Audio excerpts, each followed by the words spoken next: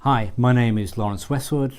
I have been a security consultant and criminal investigator for the last 25 years. I've always had a great deal of interest in history, specifically in Chinese history, concentrating on military, social, and more importantly, legal history. I've written a crime novel set in modern China. It's entitled WIllow Woman. It's a story about a police investigation into the disappearance of a youth and a series of brutal murders that appear at first to be unconnected to the disappearance of that youth. The novel begins with the shooting of an old man by the police, which is witnessed by my hero, the main protagonist, Philip E.A. He works as a homicide detective working for Chengdu Public Security Bureau. During the investigation, he stumbles upon a subversive cult which is determined to reverse the reforms in China of the last 30 years.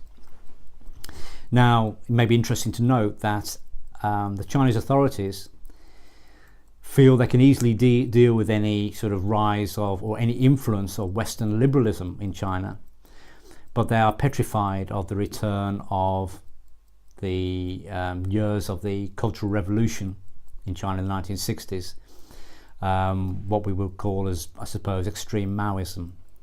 So this cult is in fact an extreme left-wing cult which purports to be a religious cult. But that is something for Philip A. to discover for himself through the course of the story. Now, it's impossible to understand modern China unless you understand the history of China. But it's also interesting to note that the history of the detective fiction in China is very different to that of detective fiction in the West. In the West, we are taught to believe that the first detective story, short story, was written by Edgar Allan Poe in 1841, The Murders in the Rue Morgue, and the first mystery novel, The Moonstone by Wilkie Collins, published in 1868, though there are some who argue that Charles Felix created the first proper detective novel in 1862 with the Notting Hill mystery. However, this is a very Western-centric view of detective fiction. In China, detective fiction, in the short form at least, goes back as far as the Song dynasty. So we're talking about 1,000 years. And detective fiction in the long form, in the novel form, probably appeared in China about the year 1600 in the Ming dynasty. So we have a completely different tradition here and a much longer tradition in China. And it may be important to note that the earliest volume on forensic medicine was published in China in 1647. Got a copy of it here, The Washing Away of Wrongs by Song Chi. Okay, so this was published in 1247 and based upon hundreds of years of legal forensic tradition in China at that time. So we have the detective or the investigator in China, in a sense, has a much longer tradition than it does in the West. However, there are real differences to the traditional Chinese detective story. Normally, supernatural phenomena is involved. Ghosts and spirits and such like may appear to help, hinder, or just probably get in the way of the detective trying to do his job. Also, you'll find that in the longer form especially, detective novels are extremely long. They can be hundreds of chapters long and they contain a whole host of characters.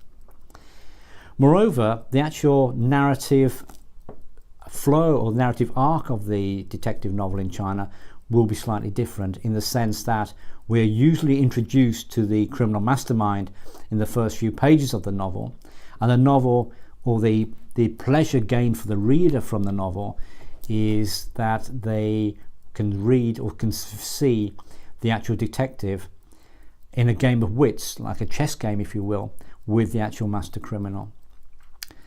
Now, it was my intention in writing The Willow Woman to in a sense, create a homage to the traditional Chinese detective novel, but to keep a typical Western narrative flow.